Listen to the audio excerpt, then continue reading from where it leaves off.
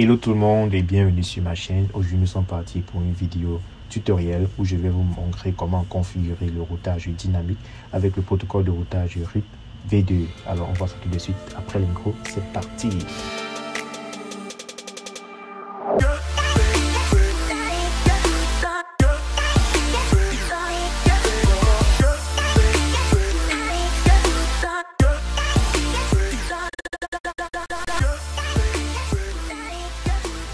Alors ce qu'il faut comprendre ici, c'est que RIP V2 est dit classless, c'est-à-dire il intègre déjà le VLSM.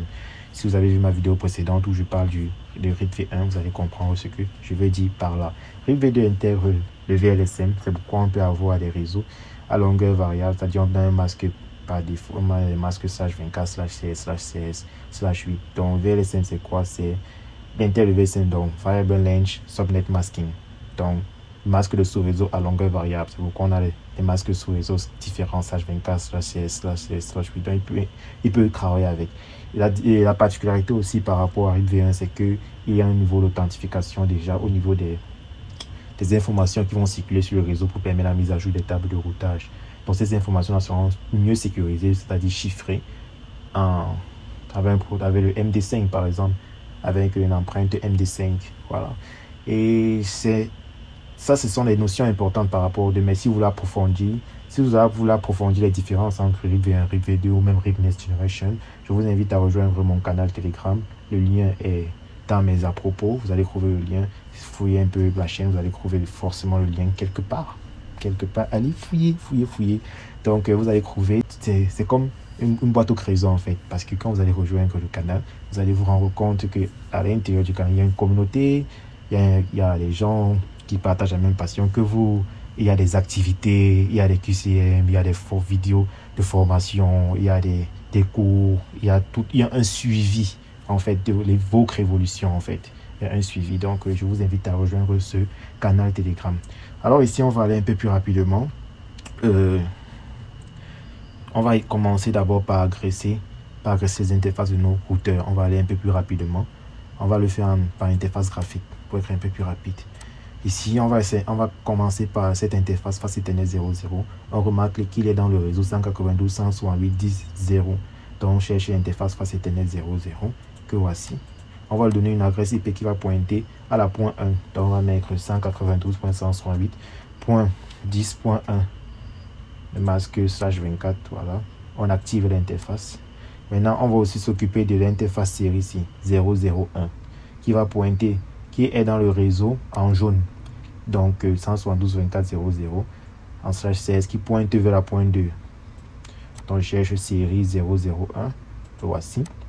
Je mets l'adresse IP 172.24.0.2 pointé vers la pointe 2. Je mets le masque par défaut /16.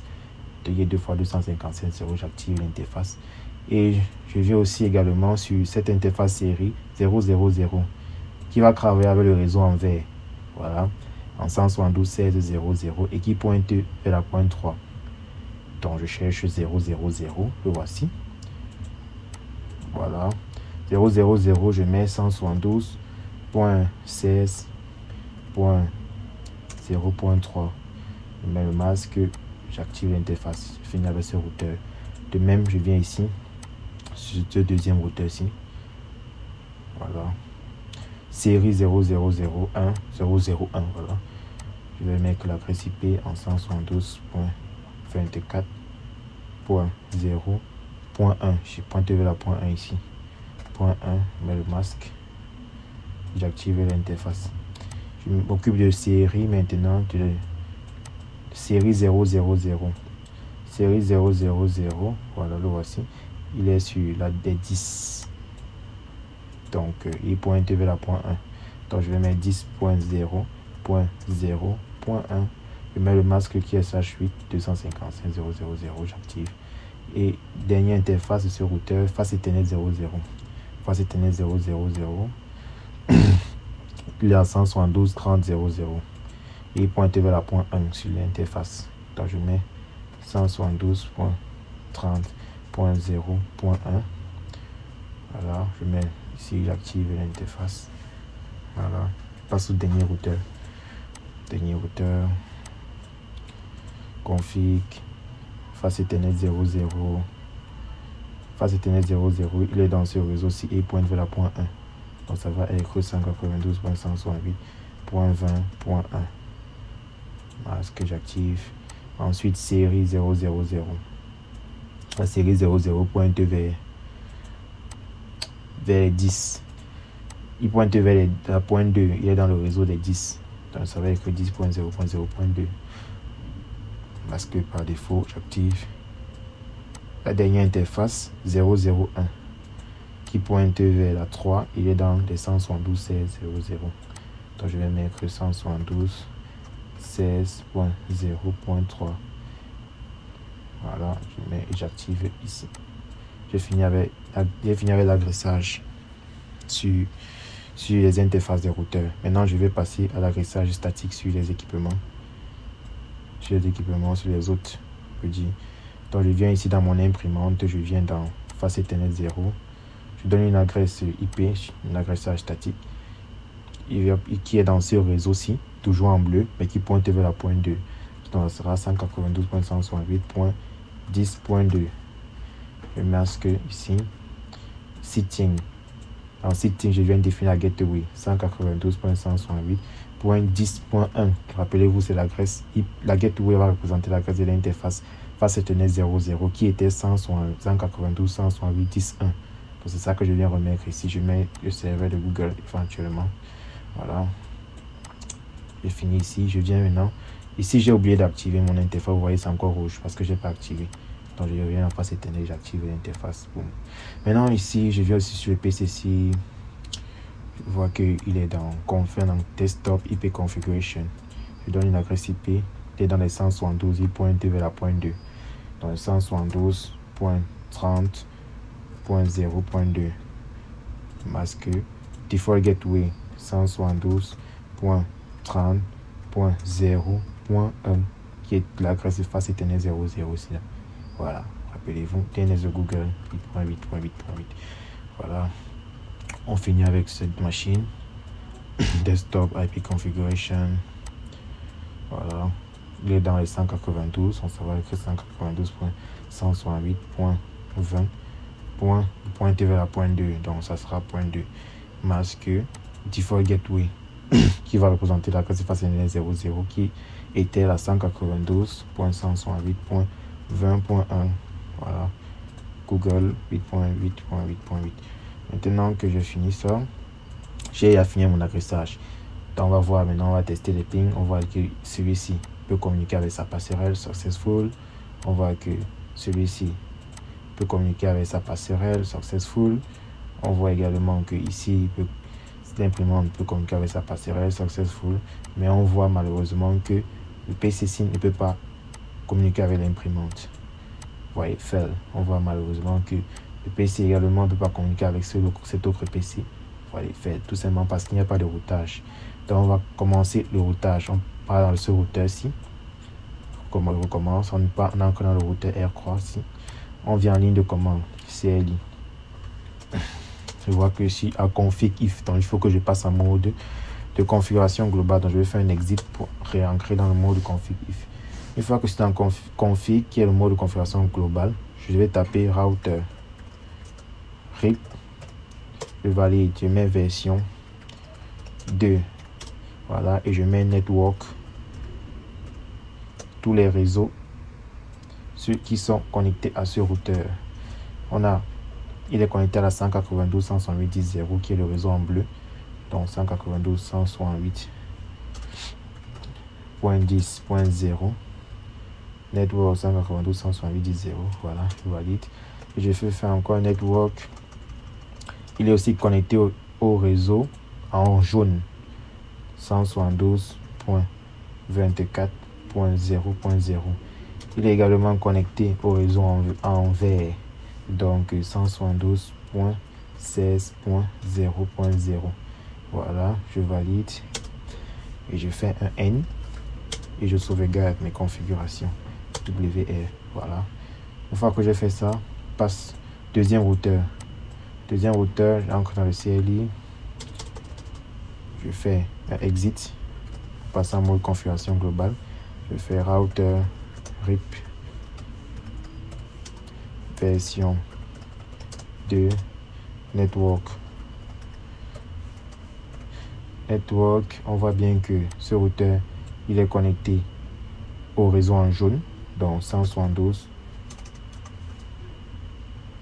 Attendez, je mets ça bien. Voilà, on est d'abord comme ça. 172.24.0.0. Deuxième network, il est connecté au network 10.0.0.0. Voilà.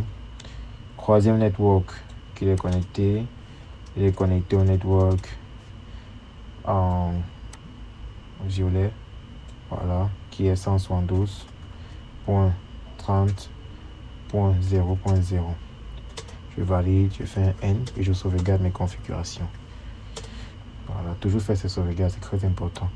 Je viens ici, dernier routeur, faire la même chose. J'entre dans le CLI, l'invite de commande.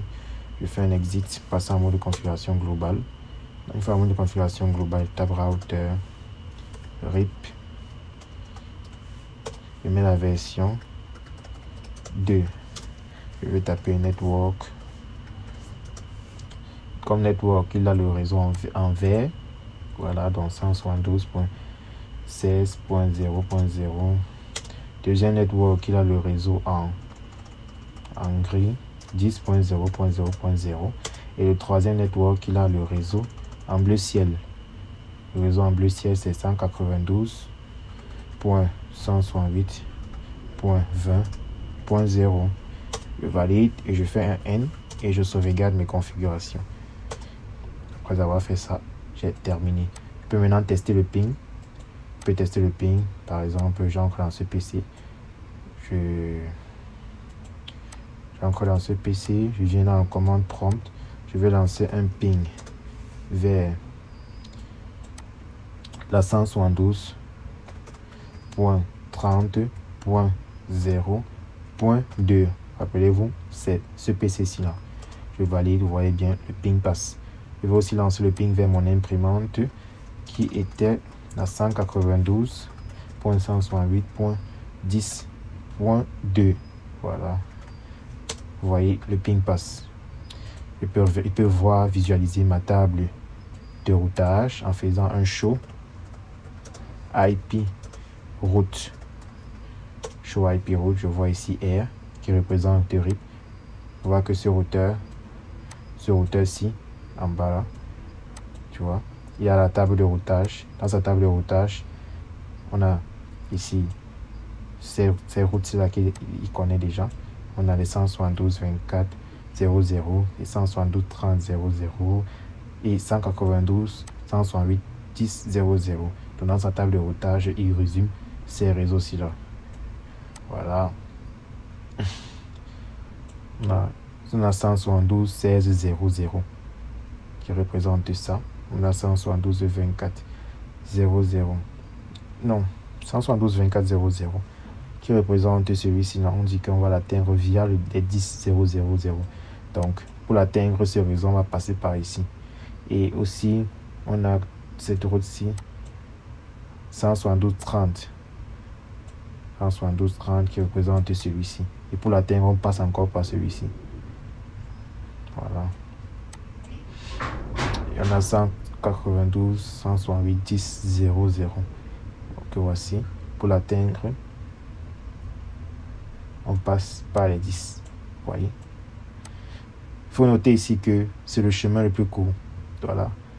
C'est un algorithme, utiliser l'algorithme pour déterminer le chemin le plus court. Donc à chaque fois, il va faire des mises à jour pour déterminer quel est le chemin, le meilleur chemin que les paquets vont utiliser pour aller d'un autre à un autre. Donc ceci marque la fin de notre vidéo, de cette vidéo. Comme deuxième commande, tu peux utiliser par exemple show IP route RIP pour apporter une précision ici, pour montrer uniquement les informations sur le routage RIP. Vous voyez ici on a ces trois informations ici là. Voilà, on a ces routes-ci. Ces routes qui ont été créées et qui sont gérées dynamiquement. Donc ceci marque la fin de cette vidéo. Si vous avez apprécié, si cette vidéo vous a aidé, n'hésitez pas à laisser un pouce bleu, à vous abonner bien sûr si ce n'est pas encore fait, et à laisser un commentaire pour encourager la chaîne. Alors on se voit à la prochaine pour d'autres vidéos. Ciao, ciao.